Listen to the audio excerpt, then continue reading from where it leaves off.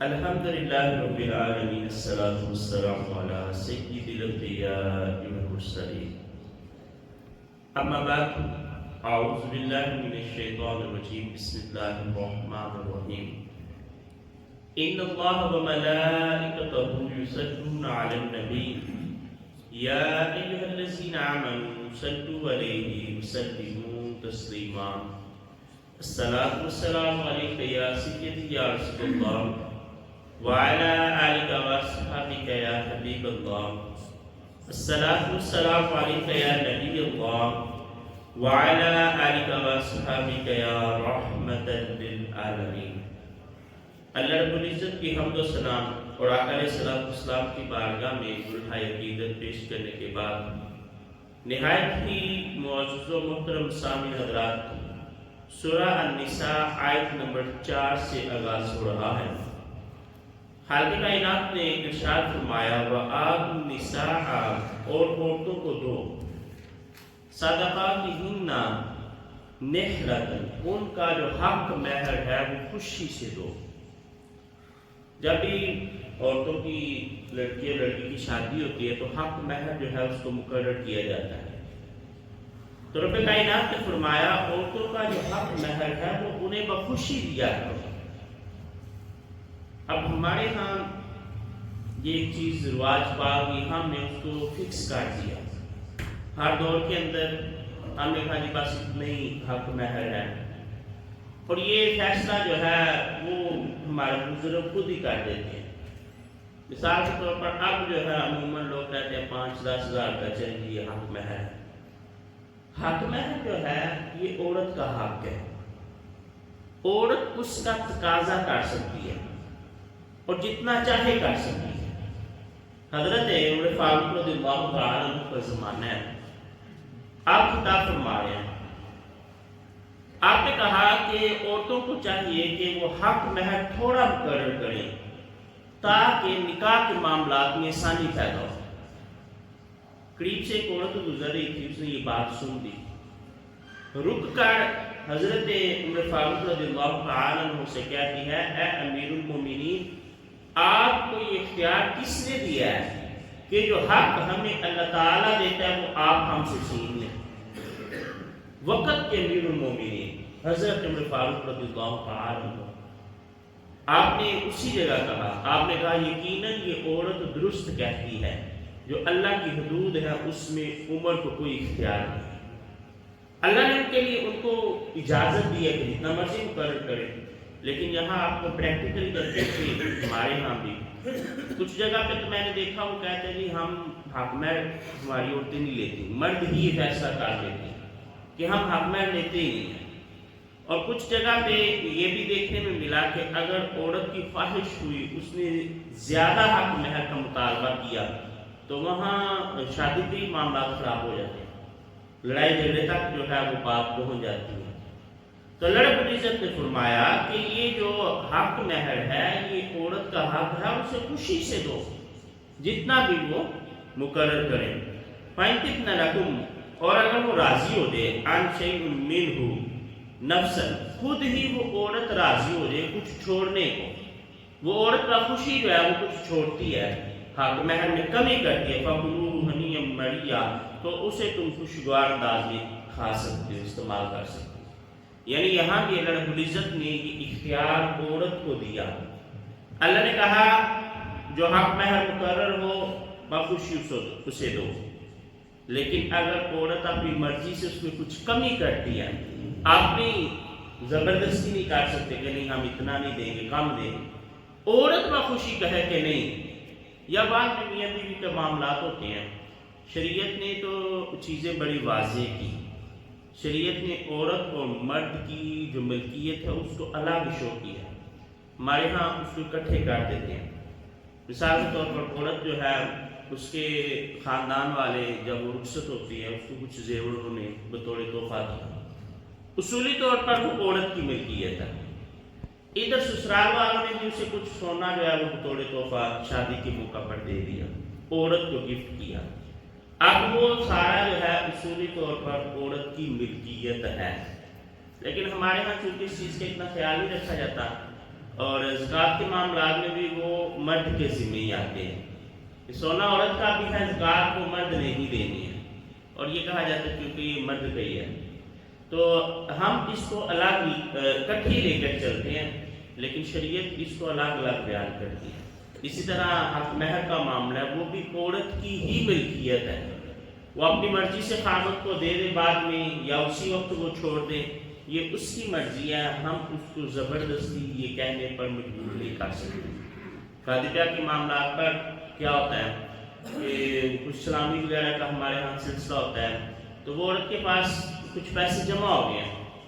اب کیا ہوتا ہے، بعض لوگوں کو ایسا بھی دیکھنے میں ملتا ہے کہ اگلے ہی دن وہاں سسرال میں، عورت کے سسرال میں لڑائی ہو جاتی ہے کہ جی اس کے پاس اتنے پیسے تھے ہمیں نہیں دی. ہم اس کا تقاضی نہیں کر سکتے کیونکہ وہ عورت کے پیسے ہیں. اللہ نے، شریعت نے اس کی ملکیت میں وہ دی ہے کیونکہ اس کو تحفے ملے ہیں یا جو ہے اس کو حق مہر ملا ہے. ہم اس کا تقاضا نہیں کر سکتے. لیکن اگر میاں بیوی کی اچھی انڈرسٹینڈنگ ہے، وہ اس بات کو نہیں میوب سمجھتے کہ جو مرضی اس میں سے استعمال کر لے، چاہے وہ عورت استعمال کرے چاہے وہ مرد استعمال کرے، تو اس صورت میں شریعت اس کو کچھ نہیں کہتی، اس کو اختیار دیتی ہے. اللہ نے فرمایا کہ اگر عورت اپنی مرضی سے حق مہر میں سے کچھ کم کر دے، کچھ چھوڑ دے، تو اس کو آپ کھا سکتے ہیں. وَلَا تُؤْتُوا السُّفَهَاءَ أَمْوَالَكُمُ الَّتِي جَعَلَ اللَّهُ لَكُمْ وَلَا تُؤْتُوا، اور نہ دو، السُّفَهَاءَ بیوقوفوں کو، أَمْوَالَكُمْ ان کا مال. پیچھے بات جو ہے چلی یتیموں کی کہ یتیموں کا مال جو ہے وہ نہ کھاؤ، اور نہ اس کو اچھے مال کے ساتھ برے مال کو تبدیل کر دو کہ اچھا مال خود رکھ لو، برا مال کو نہیں دے دو. اسی کو اللہ رب العزت نے آگے بڑھایا، فرمایا بیوقوفوں کو ان کا مال نہ دو. بیوقوفوں سے مراد یہاں یہ ہے کہ ایسے بچے ہیں کہ جنہیں بھی سوجھ بوجھ نہیں ہے. یتیم بچہ ہے، اس کے مال کے آپ ولی بن گئے ہیں، آپ وکیل بن گئے ہیں، آپ نے اس کا خیال رکھنا ہے. جب تک وہ پختہ عمر کو نہیں پہنچ جاتے، جب تک وہ بلوغت کو نہیں پہنچ جاتے. اس میں فقہاء نے کچھ اختلاف کیا. بعض لوگوں نے کہا جاتے ہیں وہ بالغ ہو جائیں تو ان کا مال ان کے حوالے کاٹ دیں. بعض لوگوں نے کہا نہیں، جب ان کو تھوڑی سوجھ بوجھ زیادہ ہو جائے، کیونکہ بلوغت جو ہے وہ پہلے آ جاتی ہے. انسان جو ہے وہ فقہاء نے جو لکھا، ایک تو ہے جو علامات بلوغت ہیں. علامات بلوغت ظاہر ہو جائے تو بندہ بالغ ہو جاتا ہے. یعنی جو مرد ہے ان کو احتلام آنا شروع ہو جائے یا اس طرح کے معاملات ہو تو بالغ ہو جاتا ہے. اگر یہ علامات کا آپ نے مشاہدہ نہیں کیا یا بیچ کو یہ علامات ظاہر نہیں ہوئی، تو مردوں کے لیے کچھ ائمہ نے 15 سال اور حد 18 سال کی عمر لکھی ہے. عموماً جو ہے وہ 15 سال کا فتویٰ ہے کہ 15 سال کی عمر میں بچہ جو ہے وہ بالغ ہو جاتا ہے. یعنی 15 سال کی عمر میں اس پر روزے بھی فرض ہو جاتے ہیں. 15 سال کے بعد اس پر نماز کے بارے میں بھی احکامات جو ہیں وہ سخت ہو جاتے ہیں. نماز کا ویسے تو حکم یہ ہے کہ 7 سال کی عمر میں بچوں کو نماز سکھاؤ، اور 10 سال کی عمر میں ان پر سختی کرو اگر وہ نماز نہیں پڑھتے. تو مردوں کی جو ابتدائی عمر ہے وہ 12 سال بیان کی جاتی ہے بلوغت کی، اور اگر علامات ظاہر نہ ہو تو 15 سال. تو 15 سے 18 سال جب اس عمر کو وہ پہنچ جائیں تب ان کا مال ان کے حوالے کیا جائے. اس سے پہلے ان کا مال ان کو نہ دیا جائے. الذی جعل اللہ لکم قیاما وارزقوہم فیہا، جس کو تمہارے تحت کیا گیا، جو تمہارے تحویل میں مال دیا گیا ہے، اس مال میں سے پھر تم ان کو کھلاؤ. وکسوہم، اور انہیں پہناؤ. وقولوا لہم قولا معروفا، ان سے اچھی بات ہو. ان کے ساتھ جو بات کرنے کا انداز ہے وہ اچھا ہونا چاہیے. یعنی یہ نہیں ہے کہ ایک بچے کی ٹیم ہے، وہ آپ کے ساتھ رہتا ہے، آپ اس کی کفیل ہیں، تو اب آپ باقی بچوں کی نسبت اس کے ساتھ سختی سے کام لیں. اپنے بچے جو ہیں وہ کیا ہیں، وہ بڑے اچھے لگتے ہیں، وہ بڑے پیارے لگتے ہیں، وہ غلطی بھی کر لیں تو کوئی بات نہیں. اللہ نے کہا تم چونکہ ان پر نگہبان ہو، اب کھلانا بھی تمہاری ذمہ داری ہے، ان کو پہنانا بھی تمہاری ذمہ داری ہے، اور تم نے ان کے ساتھ اچھے انداز میں بات کرنی ہے. بات میں جھڑکنا نہیں ہے. یتیموں کے ساتھ سختی کا معاملہ نہیں کرنا.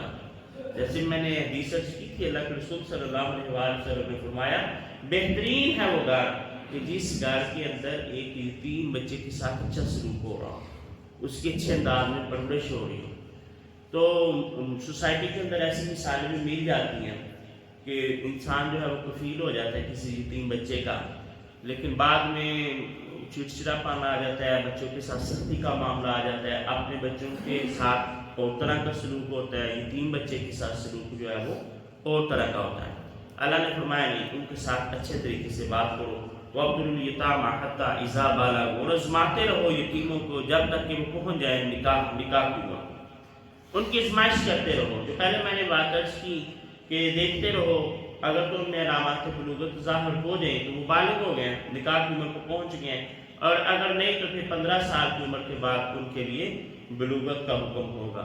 اور پاکستان کے قانون کے مطابق جو ہے وہ 18 سال عمر ہے، کیونکہ نکاح کے رجسٹر پر بھی لکھا ہوتا ہے کہ 18 سال کی عمر جو ہے وہ مردوں کے لیے اور 17 سال جو ہے وہ لڑکیوں کے لیے بلوغت کی عمر ہے۔ اس سے پہلے نکاح کروانا جو ہے وہ پاکستان کے اندر جرم ہے، جو کروانے والا ہے اس پر بھی مقدمہ جو ہے وہ ہو جاتا ہے۔ اب اس والے سے پاکستان کے قانون میں جو ہے وہ سختی ہے۔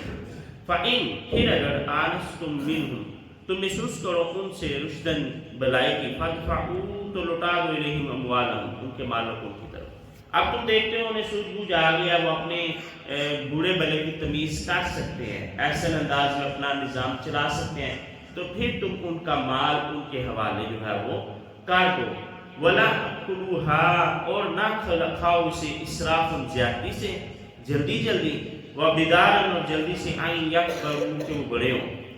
اب جب آپ کو فیل ہے یتیم کے مال کے، تو آگے وہ آیت بھی آئے گی، اللہ رب العزت نے تھوڑا اختیار دیا ہے۔ اگر تو ہم مالدار ہیں، ہمارے پاس وسائل موجود ہیں، پھر تو شریعت کہتی ہے کہ یتیم کے مال میں سے آپ کچھ بھی نہیں کھا سکتے۔ لیکن اگر بندہ فقیر ہے، اپنا حال ایسا ہے کہ کبھی کھانے کو ملتا ہے کبھی نہیں ملتا، تو پھر شریعت کہتی ہے بطور اجرت اس کے مال کی حفاظت کا بدلہ کچھ تم لے سکتے ہو۔ یہاں اس کی ہی کڑی بیان ہوئی، فرمایا تم یتیم کا مال کھانے میں جلدی نہ کرو، کہ جلدی جلدی کھاتے ہیں، زیادہ پیسے خرچ کرتے ہیں، تاکہ اس کے بالغ ہونے سے پہلے اس کے پیسے ختم ہو جائیں۔ لوگوں نے طریقے جو ہیں وہ ڈھیلے نکالے ہوتے ہیں کہ جی ہم نے یتیم کا مال جو ہے وہ کاروبار میں انویسٹ کر دیا اور اس کو مسلسل نقصان میں ظاہر کرتے رہنا، اور بعد میں کہنا جی مال تو ختم ہو گیا۔ ایسا بھی ہماری سوسائٹی کے اندر پایا جاتا ہے۔ یتیم کے مال سے کاروبار اس کے لیے کرنا، اس کی اجازت ہے کہ آپ سمجھتے ہیں کہ مال ایسے پڑا ہوا ہے تو یہ نقصان کا باعث ہے، کیونکہ پیسہ جو ہے وہ ڈی ویلیو ہوتا رہتا ہے۔ تو آپ اگر کوئی نفع بخش کاروبار ہے اس میں یتیم کا مال خرچ کر دیتے ہیں تاکہ اس سے منافع ہو اور یتیم کے مال میں اضافہ ہوتا رہے، یہ تو بات ٹھیک ہے، لیکن ہم کیا کریں کہ اس کو انویسٹ کریں اور اس میں مسلسل نقصان شو کرتے رہیں، جب وہ بلوغت کی عمر کو پہنچے، جب وہ ہم سے حساب مانگے کہ بتاؤ میرے باپ نے جو پیسے دیے تھے وہ کدھر ہے، تو ہم کہیں گے کہ کھاتے سامنے پڑے ہوئے ہیں، فلاں کاروبار میں ہم نے لگایا تھا، آپ دیکھیں اس میں نقصان ہوتا رہا تو تمہارے پیسے تو یہ تھوڑے سے رہ گئے۔ اس طرح کی شریعت اجازت نہیں دیتی، اس لیے کہتے ہیں جلدی جلدی نہ کھاؤ کہ ان کے بالغ ہونے سے پہلے جو ہے وہ ختم ہو جائے۔ وَمَنْ كَانَ غَنِيًّا، اور جو کوئی غنی ہو، فَلْيَسْتَعْفِفْ، تو اسے چاہیے کہ وہ بچتا رہے، وہ یتیم کا مال نہ کھائے۔ وَمَنْ كَانَ فَقِيرًا، اور جو کوئی فقیر ہو، فقیر جو ہے اس کا مطلب یہ نہیں ہے کہ وہ مانگنے والا ہے۔ فقیر شریعت کے اندر ایک تو صوفیاء کی اصطلاح ہے فقیر، وہ فقر سے ہے، وہ فقیر جو صوفیاء کے ہاں ہے اس کا معنی یہ ہے کہ انسان ہر حال میں اللہ سے راضی ہو گیا، اگر اس پر مشقت آئی ہے، اس پر پریشانی آئی ہے، اس کے پاس کوئی مال و اسباب نہیں ہے، پھر بھی وہ راضی ہے کہ میرے رب کا شکر ہے کہ اس نے مجھے آزمائشوں سے بچایا۔ اور یہاں جو فقیر ہے، شرعی فقیر، اس کا مطلب یہ ہوتا ہے وہ بندہ جس کے پاس کھانے کو کم ہو، ایک وقت کا کھانا ہو یا 2 وقت کا کھانا ہو، اس سے زیادہ، یعنی وہ اس کا صرف گھر کا چولہا ہی جلتا ہو، اتنا اس کی آمدن ہے، مزدوری کرتا رہا کے کھا لیتا بس، پیسے ختم، وہ شرعی فقیر ہے۔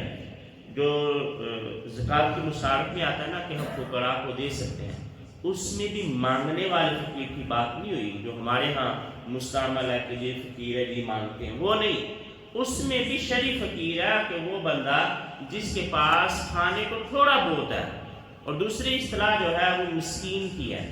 ہمارے ہاں مسکین کے لیے لوگ یہ سمجھتے کہ شاید جس کا باپ نہ ہو وہ یتیم ہے، اور جس کے ماں باپ دونوں نہ ہوں مسکین ہے۔ شریعت کے اندر مسکین کا معنی یہ نہیں ہے، شریعت کے اندر مسکین کا معنی یہ ہے کہ وہ بندہ جس کے پاس کھانے کو ایک وقت کا کھانا بھی نہیں ہے، وہ مسکین ہے۔ فقیر وہ جس کے پاس کچھ نہ کچھ کھانے کو ہے لیکن بہت زیادہ دولت نہیں ہے، اور مسکین وہ ہے کہ جس کے پاس کچھ بھی نہ ہو کھانے کو، ایک وقت کی روٹی بھی اس کے پاس نہ ہو، شریعت اس کو مسکین کہتی ہے۔ تو یہاں فرمایا کہ اگر تم فقیر ہو، یعنی جو میں بات کر رہا تھا کہ ہمارے ہاں جو مانگنے والے اس کو فقیر سمجھا جاتا ہے، ان کو ہم زکوٰۃ نہیں دے سکتے، بلکہ زکوٰۃ دینا تو درکنار، علماء تو کہتے ہیں ان کو دینا ہی گناہ ہے، کیونکہ جب ہم فقیروں کو جو مانگنے والے ہیں، گداگر ہیں، سوال کرنے والے ہیں، ان کو دیتے ہیں نا، تو ہم اس کاروبار کو پروموٹ کرتے ہیں، اس کاروبار میں اضافہ ہوتا ہے، ہماری وجہ سے کئی لوگ اور اس فیلڈ میں آ جاتے ہیں۔ اگر ہم ان کو دینا چھوڑ دیتے ہیں تو آہستہ آہستہ یہ لوگ کاروبار چھوڑ دیں گے، لوگ مانگنا چھوڑ دیں گے۔ جب ہم ان کو دیتے ہیں تو سوسائٹی کے اندر ایک منفی تاثر پیدا ہوتا ہے، لوگ جو ہے وہ مانگنا شروع کرتے ہیں، اور اس سے اس کاروبار میں اضافہ ہوتا ہے۔ تو شریعت پھر ہم سے بھی سوال کرتی ہے کہ اس میں اضافہ کرنے کے باعث تم بنے ہو، تم ان کو دیتے رہے ہو اس لیے کہ مانگتے ہیں، تو اس لیے ان کو دینے سے اوائڈ کرنا چاہیے۔ دوسرا، زکوٰۃ ان کو بالکل ہی نہیں دے سکتے۔ بعض لوگ جو ہیں وہ سمجھتے ہیں، تھوڑے دن پہلے ایک دوست جو ہے مخلیگ سے کہہ رہے تھے کہ جی اتنا فطرانہ بنتا ہے تو 50-100 کر کے میں نے اتنے لوگوں کو دے دیا۔ میں نے کہا جی جتنے لوگوں کو تم نے دیا وہ تو ادا ہی نہیں ہوا، تم نے تو دیا ہے مانگنے والوں کو، مانگنے والے جو ہیں وہ تو اہل ہی نہیں ہیں، بلکہ اب تو میڈیا کا دور ہے، اب تو ایسے بھی مانگنے والے دریافت ہوئے ہیں جن کے پاس اربوں روپے ہیں۔ جب میڈیا نے ان کو پکڑا اور ان کا انکشاف ہوا تو ان کے بینک بیلنس اتنے زیادہ تھے کہ لوگ حیران ہو گئے۔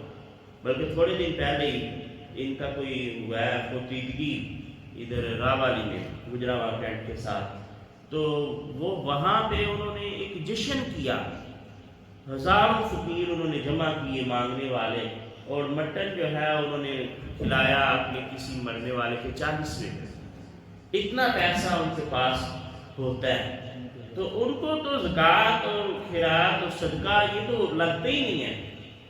پیسہ ان کے پاس نہ بھی ہو، ویسے بھی جو مانگنے والے ہیں، گداگر ہیں، یہ کاروبار میں جو ملوث ہیں، ان کو دینا مفتیان کرام اور علماء نے حرام قرار دیا۔ تو اللہ نے فرمایا وَمَنْ كَانَ فَقِيرًا، جو کوئی فقیر ہو، شریف فقیر، جس کے پاس کھانے کے لیے تھوڑا ہے زیادہ نہیں ہے، فَلْيَأْكُلْ بِالْمَعْرُوفِ، تو وہ اچھے طریقے سے کچھ نہ کچھ یتیم کے مال میں سے لے سکتا ہے۔ کس مد میں؟ اس مد میں کہ وہ یتیم کے مال کی حفاظت کر رہا ہے، یا اگر وہ اس نے اس کا پیسہ کسی کاروبار میں انویسٹ کیا ہے تو بطور اجرت، جیسے بندہ کسی فیکٹری میں کام کرتا ہے، کسی کے لیے کام کرتا ہے تو ملازم کو پیسے ملتے ہیں، اب کیونکہ وہ اس کے کاروبار کو سنبھال رہا ہے تو معروف طریقے سے، اچھے طریقے سے جو وہ تھوڑا بہت اس میں سے بطور اجرت لینا چاہے وہ لے سکتا ہے، لیکن یہ صرف وہی لے گا جو فقیر ہے۔ جو غنی ہے اس کو اجازت نہیں ہے، غنی اظہار کا معاملہ کرے گا کہ اس کے پیسوں کو اس نے کاروبار میں انویسٹ کیا ہے اور اس کی وہ حفاظت کرتا ہے، اس کا حساب رکھتا ہے، اور وہ جتنا منافع ہوگا وہ سارے کا سارا یتیم کے حوالے جو ہے وہ کرے گا۔ فَإِذَا، پس جب دفعتم الیہم اموالہم، ان کے مال کو ان کی طرف لٹاتے ہو، فَأَشْهِدُوا عَلَيْهِمْ، تو ان پر گواہ بھی بنا۔ اب دیکھیں شریعت نے ہر وہ کام کیا کہ جس کے اندر شک و شبہ نہیں ہے۔ بعد میں انسان پریشانی کا، مثال کے طور پر ایک یتیم بچہ ہے، وہ بالغ ہو گیا، آپ نے اس کو پیسے دے دیے، اب وہ پیسے آپ نے رکھے اس کے 10 سال 15 سال 20 سال 18 سال، لوگوں کو پتا تھا کہ یہ اس کا چاچا ہے اور اس کے باپ کے مرنے کے بعد اسی کفالت اس نے کی ہے، 12 سال لوگ یہ سنتے رہے کہ جو اس کے باپ کی پراپرٹی اس کے چچا کے پاس ہے۔ اب جب وہ بڑا ہوا، آپ نے اس کا پیسہ اس کو دے دیا اور کسی کو پتہ نہیں ہے آپ نے دے دیا، تھوڑا عرصہ گزرتا ہے، اس سے وہ نہیں سنبھلتا، وہ ضائع کر دیتا ہے، پیسہ ڈوب جاتا ہے، اور وہ دوبارہ دعویٰ کر دیتا ہے کہ جی میرا چچا میرے پیسے نہیں دیتا، معاملات خراب ہو رہے ہیں۔ تو ان معاملات سے بچنے کے لیے شریعت نے پہلے ہی کہا کہ جب تم ان کا مال ان کو واپس کرو فَأَشْهِدُوا عَلَيْهِمْ، تو اس پر گواہ بنا لو۔ کچھ لوگ جو ہے وہ گواہی دیں کہ نہیں ہمارے سامنے یہ طے ہوا تھا اور ہم نے دیکھا کہ جتنا بھی پیسہ اس کے باپ کا تھا، اس کے چچا نے یا فلاں رشتہ دار نے، وہ سارا واپس ان لڑکوں کو دے دیا ہے، اس لڑکی کو اس نے ان کے حوالے کر دیا تاکہ بعد میں انسان جو ہے وہ پریشانی کے شکار نہ ہو۔ وَقَفَى بِاللَّهِ حَسِيبًا، اور اللہ تعالیٰ کافی ہے حساب لینے والا۔ اب آگے اللہ نے فرمایا وَلِلرِّجَالِ نَصِيبٌ مِّمَّا تَرَكَ الْوَالِدَانِ، اور مردوں کے لیے حصہ ہے جو چھوڑا ان کے والدین نے، وَالْأَقْرَبُونَ، اور قریبی رشتہ داروں کے لیے بھی ان کا حصہ ہے، وَلِلنِّسَاءِ نَصِيبٌ مِّمَّا تَرَكَ الْوَالِدَانِ، اور جو لڑکیاں ہیں عورتیں ان کا بھی شریعت نے میراث کے اندر حصہ رکھا ہوا، وَالْأَقْرَبُونَ، اور قریبی رشتہ داروں کا بھی۔ شریعت نے واضح دونوں کا الگ الگ بیان کیا، کہا جب ماں یا باپ، ماں کی پراپرٹی الگ ہے، باپ کی الگ ہے شریعت کے اندر، ہم نے اکٹھی کی، یہ الگ موضوع ہے، لیکن دونوں کی پراپرٹی ہے، باپ فوت ہو گیا اس کی میراث تقسیم ہوگی، ماں فوت ہو گیا اس کی میراث بھی تقسیم ہوگی۔ اگر تو پیچھے لڑکیاں ہیں ان کا بھی شریعت نے حصہ رکھا ہے، اگر لڑکیاں ہیں تو ان کا بھی شریعت نے حصہ مقرر کر رکھا ہے، مردوں کا بھی حصہ ہے، عورتوں کا بھی، اللہ نے الگ الگ بیان کیا۔ ممکن ہے اللہ رب العزت کے علم میں ہے نا ہر چیز، آج ہم دیکھیں ہم نے اس حوالے سے بڑا ظلم کیا، بالخصوص خواتین عورتوں کے حوالے سے، کہ عورتوں کو میراث میں سے جیسے زمانہ جاہلیت میں نہیں حصہ دیتے تھے آج میں نہیں دیتے۔ آج بھی جب میراث تقسیم ہوتی ہے تو عورتوں کو کاؤنٹ نہیں کیا جاتا، مرد جو بھائی ہیں وہ آپس میں تقسیم کر لیتے ہیں، حالانکہ شریعت نے عورتوں کا بھی حصہ جو ہے وہ میراث کے اندر تقسیم کر رکھا ہے۔ اور پھر ہم کہتے ہیں کہ نہیں ہماری بہن نے ہمیں معاف کر دیا تھا، بڑا معروف ہے، بہنیں بھی کہتے ہیں کہ ٹھیک ہے ہم نے معاف کر دی، وجہ کیا ہے؟ ہم آج کا دور ہے جو مڈل کلاس لوگ ہیں ان کی بھی میراث جب تقسیم ہوتی ہے نا تو بہنوں کے حصے میں 50 لاکھ کروڑ تک روپیہ آ جاتا ہے۔ آپ وہ کروڑ روپیہ بہن کے سامنے رکھیں نا کہ یہ بہن آپ کا حصہ ہے، پھر وہ کہے نہیں بھائی یہ لے جو مجھے نہیں ضرورت، پھر تو اس نے معاف کیا۔ جب ہم آپس میں تقسیم کریں اور کہہ رہے وہ تمہارا حصہ، وہ کہہ رہی تھی وہ میں نے معاف کر دیا، وہ کیا معاف ہوا؟ اس بیچاری نے تو اپنے رشتے کو بچایا کہ اگر میں بھائیوں سے حصہ مانگوں گی تو یہ میرے گھر آنا چھوڑ دیں، یہ مجھ سے بات ہی نہیں کریں گے۔ وہ تو اس لیے بیچارے کہتے چلے کہ میں نے معاف کر دیا۔ آپ بھائی آپس میں نہ لڑیں، آپ آپس میں تقسیم کر لیں، ہم بہنوں کو چھوڑ دیں۔ حالانکہ شریعت دونوں کا حصہ الگ الگ مقرر بھی کرتی ہے اور الگ الگ بیان بھی کیا۔ حالانکہ آ رہے نا مردوں کے لیے اتنا حصہ، عورتوں کے لیے اتنا حصہ، لیکن اس سے پہلے ہی اللہ نے کہا عورتوں کے لیے حصہ مقرر کیا، مردوں کے لیے بھی حصہ مقرر کیا، تاکہ سارے لوگ جان جائیں اللہ تعالیٰ نے دونوں کا حق میراث کے اندر رکھا ہوا ہے۔ مما قل منہ، اس میں زیادہ ہو او کم ہو، او کاسورا یا زیادہ ہو، نصیب مفروضہ یہ اللہ نے مقرر کر رکھا ہے۔ وہ حصہ تھوڑا ہے یا زیادہ ہے، کلہ تھوڑا ہے کاسورا زیادہ ہے، دونوں کو شریعت نے بیان کیا ہے۔ اور یہ دینا جو میراث سے تقسیم ہو رہی ہے تو ہم پر فرض ہے کہ عورتوں کو بھی حصہ دے اور مردوں کو بھی حصہ دے۔ باقی انشاءاللہ اس میں مزید بات ہوگی، وما علینا الا البلاغ۔